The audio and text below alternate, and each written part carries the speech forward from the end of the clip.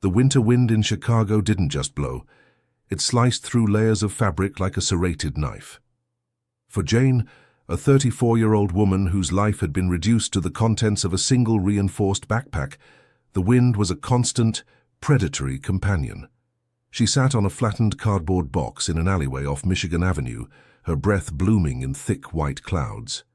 2 years ago, Jane had been a graphic designer with a mortgage and a favorite coffee shop. Today, she was a ghost in the machine of the city.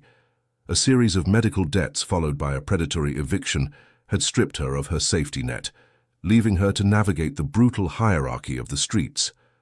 Her face, once bright with the glow of a computer screen, was now weathered by the elements, her eyes sharp and hyper-aware.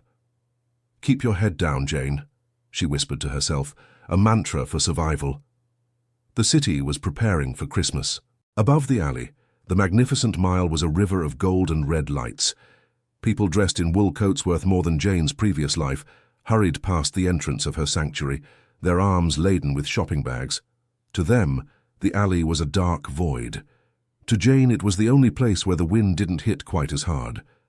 As the clock struck 8 p.m., the symphony of the city, the honking cabs, the distant sirens, was interrupted by a sound that didn't belong. It wasn't the metallic clatter of a trash can or the heavy boots of a police officer. It was a soft, rhythmic sobbing. Jane froze. On the streets, noise meant danger. She pulled her worn blanket tighter and peered toward the mouth of the alley. There, standing behind a large industrial dumpster, was a small figure. It was a girl, no older than 6 or 7, wearing a bright pink velvet dress and a white faux fur coat. Her patent leather shoes were scuffed, and she was clutching a small plush reindeer as if it were a lifebuoy. She was shivering so violently that Jane could hear her teeth chattering from 10 feet away. Jane's first instinct was to stay hidden. Interacting with children was a legal minefield for the homeless. If she was seen, she'd be accused of kidnapping or worse. But the girl's distress was visceral.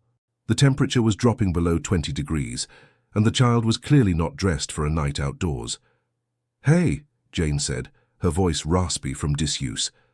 The girl jumped, her eyes wide and brimming with tears. She looked at Jane, at her dirt-streaked face and matted hair, and took a step back, her small chest heaving. "I'm not going to hurt you," Jane said quickly, holding up her hands. "You're freezing, kiddo. Where are your parents?" The girl let out a fresh sob. I was with Daddy at the parade. There were so many people. I saw a dog, a golden retriever with a red bow. I followed it, and then I couldn't see Daddy anymore." Jane felt a cold pit in her stomach.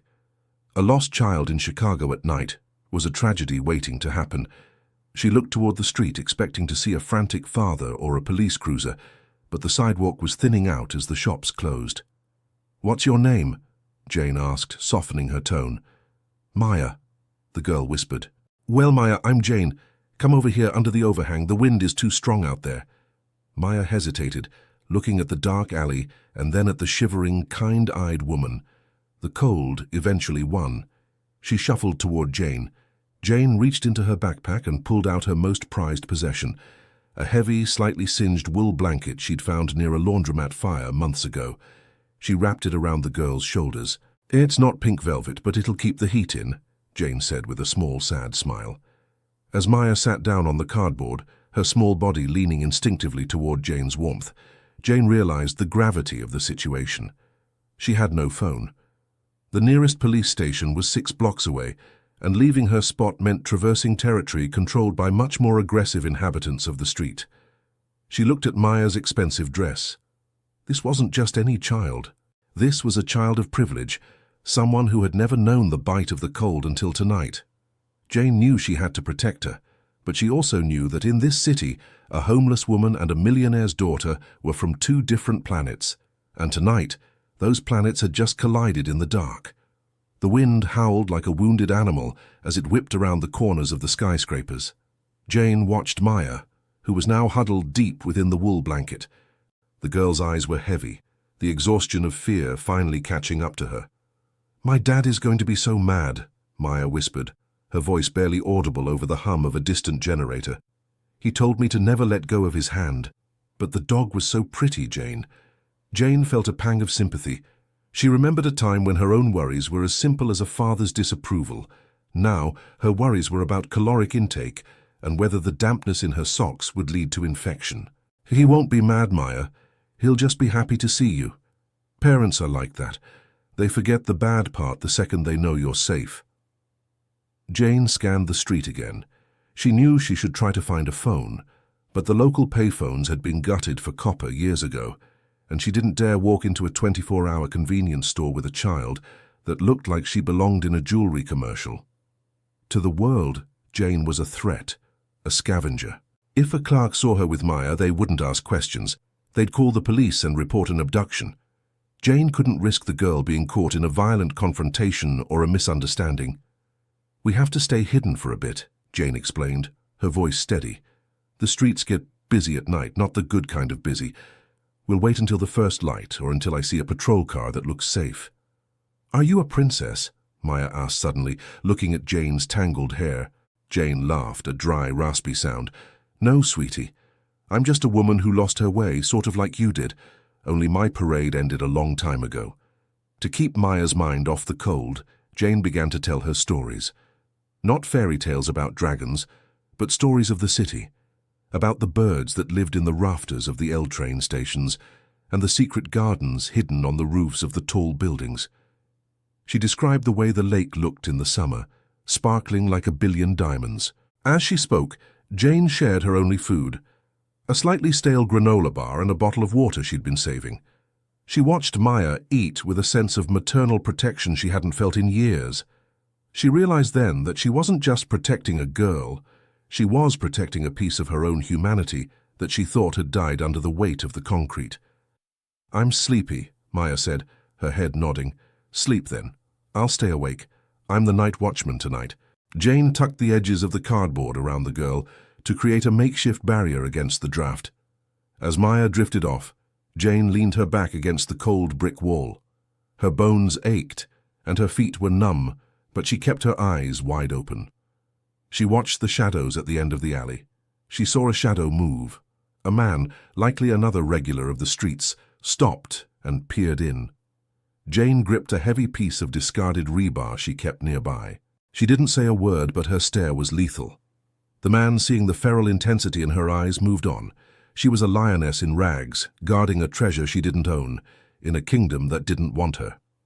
While Jane sat in the cold, 3 miles away in a penthouse that overlooked the frozen expanse of Lake Michigan, Julian Vance was living a nightmare. As the CFO of one of the largest tech firms in the Midwest, Julian was a man used to having control. He managed billions of dollars and thousands of employees. But as he stood in his living room, surrounded by police officers and private security, he had never felt more powerless. "How does a child just vanish in the middle of a parade?" Julian shouted, his voice cracking. He was still wearing his tailored overcoat, his hands shaking so much he couldn't hold his phone. "Mr. Vance, we have every available unit on the ground," the lead detective, a grizzled man named Miller, said calmly. The crowds were massive. It's common for kids to get separated. Most are found within the hour. "It's been 4 hours," Julian roared. "It's 10 degrees out there. She's wearing a dress, Miller. A dress." Julian's sister, Eleanor, sat on the designer sofa, her face buried in her hands. "I told you we should have stayed in the VIP section, Julian. The street level was too chaotic." Julian didn't respond. He walked to the floor-to-ceiling window and looked down at the city. From this height, Chicago was beautiful, a grid of shimmering lights. But now it looked like a monster. Somewhere down there in the dark crevices of the steel and stone, his daughter was alone. Or worse, she was with someone. "I want the CCTV footage from every shop on Michigan Avenue," Julian ordered, turning back to the room. "I want the private security teams from the surrounding buildings to coordinate. I'll pay whatever it takes. Double the rewards, triple them. Just find her." "We're doing everything, sir," Miller said. "But the weather is turning. There's a blizzard warning starting at 2:30 a.m. if she's outside." The silence that followed was heavy with the implication of what a Chicago blizzard meant for a 7-year-old. Julian felt a surge of nausea. He thought of Maya's laugh, her obsession with her stuffed reindeer, and the way she called him captain when they played. He grabbed his keys. "I'm going out there." "Sir, that's not a good idea," the detective warned. "You'll just get in the way of the search teams." "That's my daughter," Julian screamed, the veneer of the composed executive finally shattering. "I am not going to sit here in a heated room while she's freezing to death in the dirt." He ran out of the penthouse, his heart hammering against his ribs. He didn't care about the company, the stocks, or the merger he was supposed to finalize in the morning. He would trade every cent of his millions for 1 minute of seeing Maya's smile. He jumped into his SUV and sped toward the last place he had seen her, praying to a god he hadn't spoken to in years. By 3 a.m., the wind had shifted from a howl to a roar. The predicted blizzard had arrived with a vengeance, turning the alley into a wind tunnel of blinding white snow. Jane knew they couldn't stay on the ground anymore. The snow was beginning to pile up, and if they stayed still, they would succumb to hypothermia before dawn. "Maya, wake up! Honey, wake up!" Jane said, shaking the girl gently. Maya groaned, her movements sluggish. This terrified Jane. Lethargy was a sign of advanced cold. "I'm tired, Jane. It's so loud." "I know, but we have to move. We're going to play a game. We're going to find a castle that's warmer than this one." Jane hoisted her backpack onto her shoulders, and then, with an effort that made her muscles scream, she picked Maya up. The girl was light, but Jane was malnourished. Every step felt like wading through wet cement. She remembered an old loading dock 2 blocks over. It was recessed and had a heavy plastic strip curtain that might block the wind. It wasn't much, but it was better than an open alley. As they stepped out onto the sidewalk, the world was a ghost town. The snow was so thick Jane could barely see her own hand. She tucked Maya's head into her neck, shielding the child's face with her own hair and the tattered scarf she wore. "Hold on tight, Maya. Don't let go," Jane commanded. The walk was grueling. The ice under the snow was treacherous, and Jane slipped twice, falling to her knees but managing to keep Maya from hitting the ground. Her jeans were soaked through, the denim freezing stiff against her skin. She felt the familiar sting of the cold turning into a dull, dangerous ache. Suddenly, a set of headlights cut through the whiteout. A black SUV was crawling slowly down the street. Jane's heart leaped. "Is it the police?" She started to wave, but then she saw the driver. It was a man, looking frantic, but he didn't look like an officer. He looked like someone desperate. Before she could make a decision, the car slid on a patch of black ice, spinning slightly and coming to a halt against a fire hydrant. Jane paused. She was exhausted, freezing, and she had a child to protect. Her survival instinct told her to keep moving to the loading dock, but the man in the car, he looked like he was in trouble. "Help!" a voice cried out from the car. It was muffled by the storm.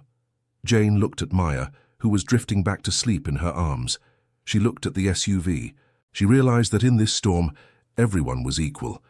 The man in the $100,000 car was just as vulnerable to the ice as she was. She trudged toward the vehicle. As she got closer, the driver's side door pushed open. A man stumbled out, clutching his head. He looked lost, his expensive coat covered in snow. "Are you okay?"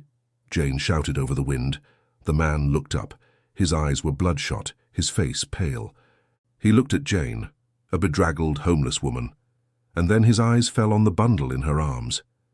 He saw the pink velvet dress peeking out from under the dirty wool blanket. "Maya," he whispered, his voice cracking. "Maya." Jane froze. The man's reaction was instantaneous.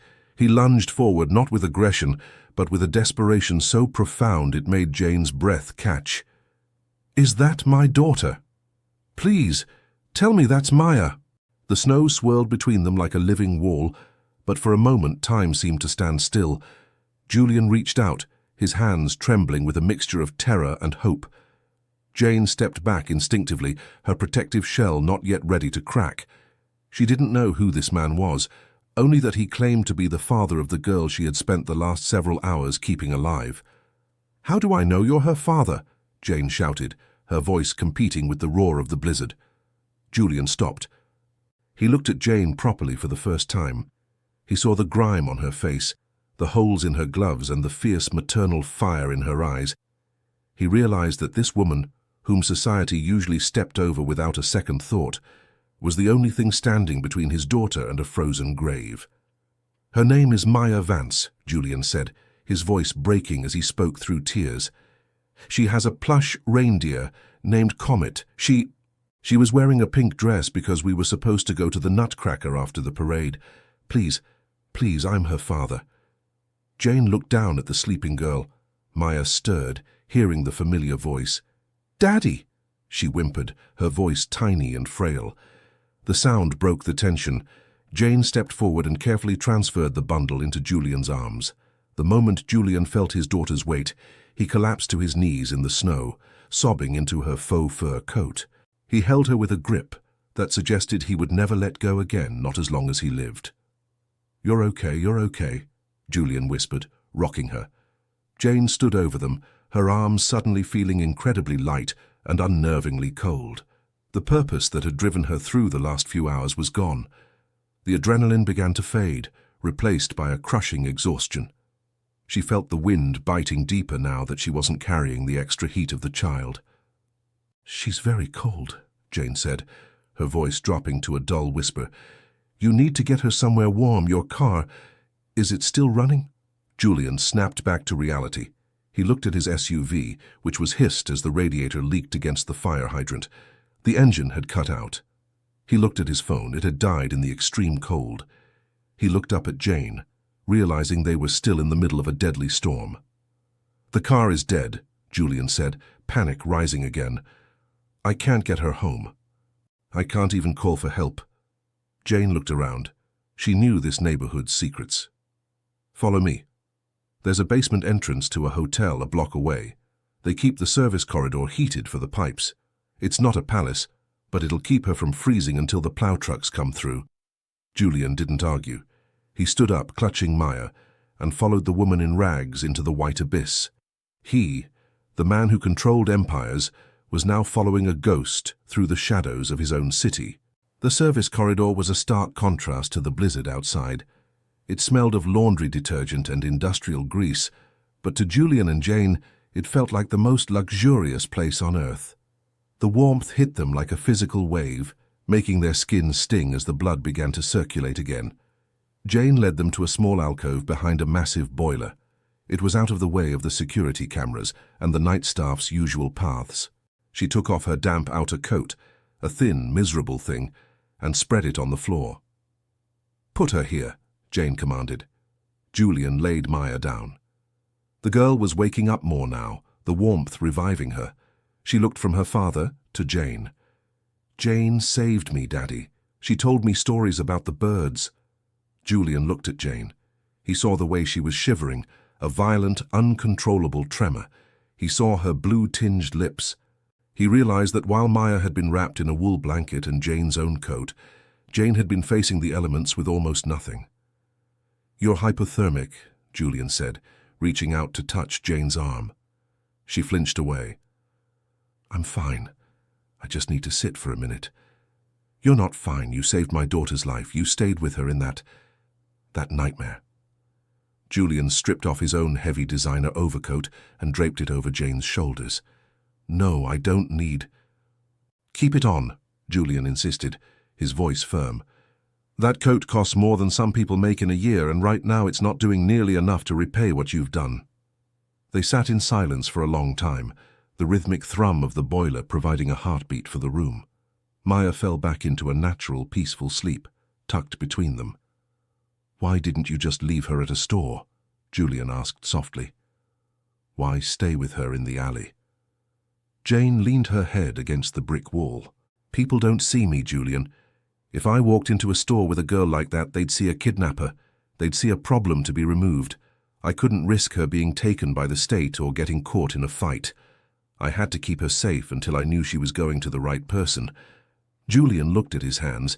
He thought of the thousands of times he had walked past people like Jane, never looking them in the eye, treating them as part of the urban landscape.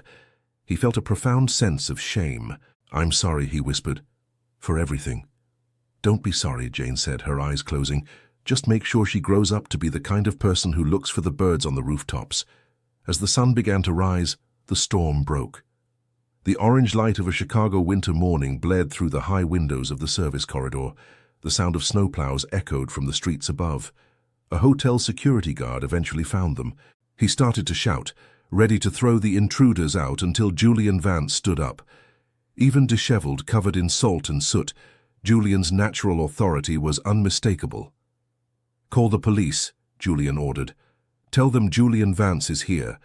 Tell them I have my daughter and I need a medical team immediately." The guard's attitude shifted instantly. Within 20 minutes, the quiet corridor was swarmed.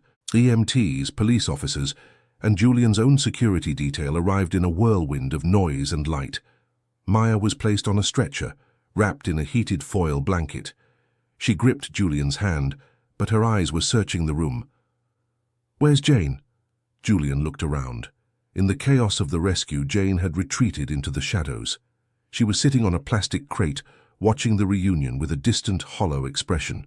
The heavy overcoat Julian had given her was neatly folded on the floor beside her. She was preparing to disappear back into the city, back into the invisibility she knew so well. A police officer approached her, his hand on his belt. "Hey you, move along. Let the professionals work." "Wait!" Julian shouted, pushing past a paramedic. He went straight to Jane and blocked the officer's path. "She stays with me." "Sir, she's a vagrant," the officer said, confused. "We need to clear the area." "She is the woman who saved my daughter's life," Julian said, his voice ringing through the corridor. "And if any of you touch her, you'll have to answer to me. She's coming to the hospital in the lead car." Jane looked up, stunned. "Julian, you don't have to do this. You have your girl back, that's enough." "It's not even close to enough," Julian said, reaching out his hand. "Not to lead her away, but as an equal." "The world tried to freeze you out, Jane. I'm not letting that happen anymore." Jane looked at his hand, then at the bustling crowd of people who, for the first time in years, weren't looking at her with disgust, but with awe. She reached out and took his hand. The hospital smelled of antiseptic and hope, a clinical sharpness that felt abrasive to Jane's senses after years of breathing in smog, damp earth and wood smoke. She sat in a private waiting room, her hands wrapped around a heavy ceramic mug of chamomile tea. The steam rose in delicate curls, warming the tip of her nose. For the first time in 3 years, the constant low-level vibration of fear, the street rhythm that told her when to run or hide, had gone silent. It was a deafening silence. She had been bathed by a nurse whose touch was surprisingly gentle. Her matted hair worked through with conditioner that smelled of lavender. Now, wearing clean hospital scrubs, Jane felt like a snake that had shed a suffocating skin. The fabric was thin, but it felt like the finest silk against her skin because it was dry. Simply being dry was a luxury she had forgotten existed. She stared at her hands. The dirt beneath her fingernails was gone, but the calluses remained, permanent reminders of the winters she had survived. The door creaked open. Julian Vance stepped in. The man who had looked like a broken ghost in the blizzard was gone. In his place was a father who had found his soul again. His expensive shirt was wrinkled, and his eyes were bloodshot, but they were glowing with a primal, relieved fire. He looked at Jane, not as a billionaire looks at a beggar, but as a man looks at his savior. "She's going to be fine," he said, his voice dropping into a chair opposite her. He let out a long, shuddering breath that seemed to exhale all the terror of the previous night. The doctors finished the final scans. So aside from some mild frostbite on her toes and a slight chill in her lungs, she'll make a full recovery. She's already sitting up, demanding pancakes with extra chocolate chips. She told the nurse that the Queen of the Birds said it was breakfast time. Jane felt a lump form in her throat, a physical manifestation of the relief she had been holding back. "She's a tough kid, Julian. Most adults would have folded in that wind. She kept her head tucked into my shoulder and just trusted me. I don't think I've ever seen that kind of bravery in someone so small. She kept me going as much as I kept her warm." Julian leaned forward, his elbows on his knees. He looked at Jane, really looking at her now that the grime of the street was gone. He saw a woman who was young, intelligent, and possessed an iron will. "I had my security team do some digging while we were waiting for the labs," Julian said softly. "I didn't do it to pry, Jane. I did it because I couldn't understand how someone like you, someone with your eyes, your heart, ended up in that alley. I found the records of the graphic design firm you worked for. I saw the bankruptcy filings. Jane looked down at the dark amber liquid in her cup. It's a short walk from a desk to the sidewalk, Julian. It doesn't take a tragedy. It just takes a string of bad luck. My mother got sick. Cancer doesn't care about your graphic design degree, your 401k, or your credit score. The bills ate the savings, then the house, then the pride. When she passed, I had nothing left but a car. Then the car got towed because I couldn't pay a parking ticket. After that, you just stop being a person to people. You become a shadow that they walk around. Well, the shadows are behind you now, Julian said firmly. He reached into his leather briefcase and pulled out a heavy manila folder. I believe that in life, some debts can never be repaid with a simple thank you. You saved my world. I've already spoken to a real estate agent I know. There's a quiet, furnished apartment in Lincoln Park. It's not a mansion, but it has a view of the trees, a door with a deadbolt, and a thermostat that you control. It's paid for the next 2 years. No strings, no fine print. Jane's grip tightened on her mug until her knuckles turned white. Julian, I can't accept that. I didn't stay with her for a reward. I stayed with her because she was a cold little girl. I know you didn't, he interrupted, his voice thick with emotion. And that is exactly why I'm doing this, because the world needs people like you to have a fighting chance. And there's more. My firm's creative department is looking for a senior designer. I saw your old portfolio. The work you did for the museum campaign 5 years ago, it was brilliant. I'm not giving you the job. That would be an insult to your talent. But I'm giving you an interview. If you want it, the path is there. You just have to walk it. Jane didn't look up. She couldn't. The weight of his kindness was more overwhelming than the cold had ever been. A single tear fell into her tea, creating a tiny ripple. For the first time in 1,000 days, she wasn't thinking about where to find a piece of cardboard or how to hide from the wind. She was thinking about where she would hang her coat in a home of her own. The story of the guardian of the alley didn't just break. It exploded across the digital landscape. A passerby, a young photographer who had been documenting the storm from the safety of a nearby hotel lobby, had captured a single, haunting image. It was Jane, her face caked in frost, her eyes wide and feral with protective instinct, clutching the pink-clad Maya against her chest as she stepped through a veil of white snow. It looked like a painting of a fallen angel protecting a lost soul. That image became the heartbeat of Chicago. It was on every news cycle, every social media feed, and every front page from Michigan Avenue to the South Side. The city was forced to look at what it usually ignored. The homeless problem suddenly had a face, a heroic, selfless face. Julian Vance did not hide from the publicity. He leaned into it, but not for himself. He held a press conference in the hospital lobby 3 days later, standing before a wall of cameras. He looked different, less like a titan of industry, and more like a father who had seen the edge of the abyss. My daughter is alive because a woman the world gave up on chose not to give up on her, Julian told the bank of microphones, his voice echoing through the marble hall. We walk past human beings like Jane every day. We treat them like obstacles or tragedies to be managed. But that night, the tragedy was the only one who showed up to save a life. The Vance Foundation is committing $10 million to create the Jane Initiative, a program focused on rapid rehousing, job placement, and legal defense for families on the brink of eviction. We are going to make sure that no more designers, teachers, or mothers have to find shelter in an alley. While the city buzzed, Jane was in her new apartment. It was quiet, unnervingly quiet. The first night, she couldn't sleep. She spent the first 2 nights sleeping on the floor next to the bed because the mattress felt too soft, too alien, and the silence of the room felt like a vacuum. She spent hours just turning the faucet on and off, marveled by the instant access to hot water.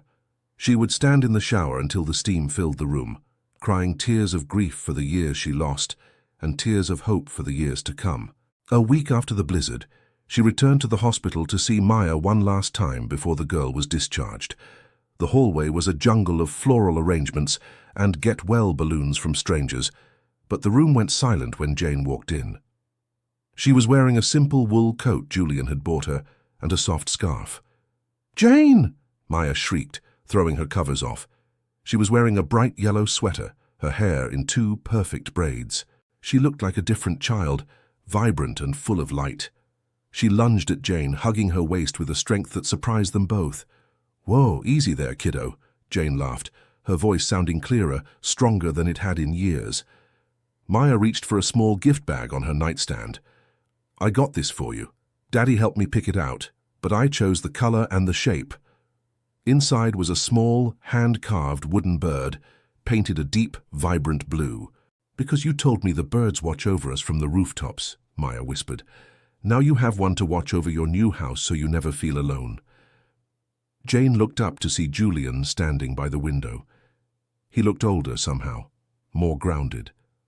The arrogance of the high-flying CFO had been replaced by the humility of a man who knew how close he had come to losing everything. He looked at Jane with a profound, quiet respect. "We're having a small dinner at the house on Friday," Julian said, stepping forward. "Just us, no cameras, no press. Maya won't stop talking about the clock tower owl story. She says you didn't finish the ending, and she refuses to go to sleep until she knows if the owl found its family." Jane smiled, and for the first time it reached her eyes. "The ending is the best part, Maya. It's the part where the owl realizes that even though it was lost in the storm, it was never truly forgotten. It's the part where it finally finds its way back to the nest." 6 months later, Chicago was a different world. The brutal, bone-chilling winter had melted into a humid, golden summer. The city hummed with the sound of street performers at Navy Pier, the splashing of the Buckingham Fountain, and the roar of the crowds at Wrigley Field.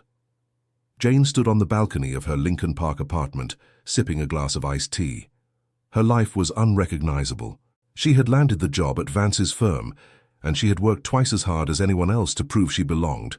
Her first major project, a series of hauntingly beautiful posters titled The Invisible City, had won a National Design Award. She was no longer a ghost. She was a voice for the voiceless. She looked at her reflection in the sliding glass door. Her skin was healthy. Her hair was styled in a sharp, modern bob, and she was wearing a linen dress that felt light as air. But when she looked in her eyes, she still saw the woman from the alley. She never wanted that woman to disappear completely. That woman was the one who knew the value of a warm blanket. She checked her watch. 6:10 p.m. She grabbed her keys and her bag, stopping for a moment at the small shelf by the door. There sat the wooden blue bird Maya had given her, and next to it, a framed copy of that famous blizzard photo. It served as her North Star, a reminder that human connection is the only thing that truly survives the storm. She walked down to the street, her heels clicking rhythmically on the pavement. She passed a man sitting on a park bench, his clothes dusty, a familiar look of hollowed-out exhaustion in his eyes. Jane didn't just keep walking. She stopped, reached into her bag, and handed him a prepaid meal card and a small pamphlet for the Jane Initiative. "There's a center 3 blocks from here," she said softly, placing a hand on his shoulder. "Ask for Maria. Tell her Jane sent you. They have beds tonight, and they have people who will help you find a way back." The man looked up, stunned by the eye contact more than the gift. Jane gave him a small, knowing nod and moved on. She reached the great lawn just as the Chicago Symphony began to tune their instruments for the summer concert. She saw them near the front, Maya wearing a bright sundress and a floppy sun hat, and Julian looking relaxed in a polo shirt, sitting on a large picnic blanket. "Jane, over here. We saved you the best spot." Maya waved frantically, jumping up and down. Jane jogged over and sat down on the grass. Julian handed her a plate of fruit and cheese. "How was the board meeting for the foundation?" he asked. "Productive," Jane replied, looking at the skyline as the sun began to dip behind the Sears Tower. "We're expanding the rapid rehousing program to the west side by October. We have 3 more buildings being converted into permanent housing." "You never stop, do you?" Julian teased, but his eyes were full of a deep, abiding pride. "I can't," Jane said seriously, her gaze sweeping over the thousands of people gathered in the park. "I know what it's like when the music stops and the lights go out. I'm not letting that happen to anyone else if I can help it. We all deserve to be seen." As the conductor raised his baton and the first notes of the orchestra rose into the warm evening air, Jane looked up at the sky. High above the stage, perched on the edge of a spotlight tower, A pair of peregrine falcons watched the crowd. They were sleek, powerful, and free, soaring above the city that had once tried to crush them. The modern fairy tale didn't end with a wedding or a crown. It ended with a woman who had been dragged to the bottom of the world, finding her way back up, not just to save herself, but to make sure the view from the top included everyone. As the sun set, painting the Chicago sky in shades of violet, orange, and gold, Jane took Maya's hand on one side and Julian's on the other. The cold was a distant memory. The shadows were gone. There was only the music, the warmth of the summer, and the absolute knowledge that even in the darkest, coldest alley, there is always a light waiting to be found, if only someone is brave enough to look for it.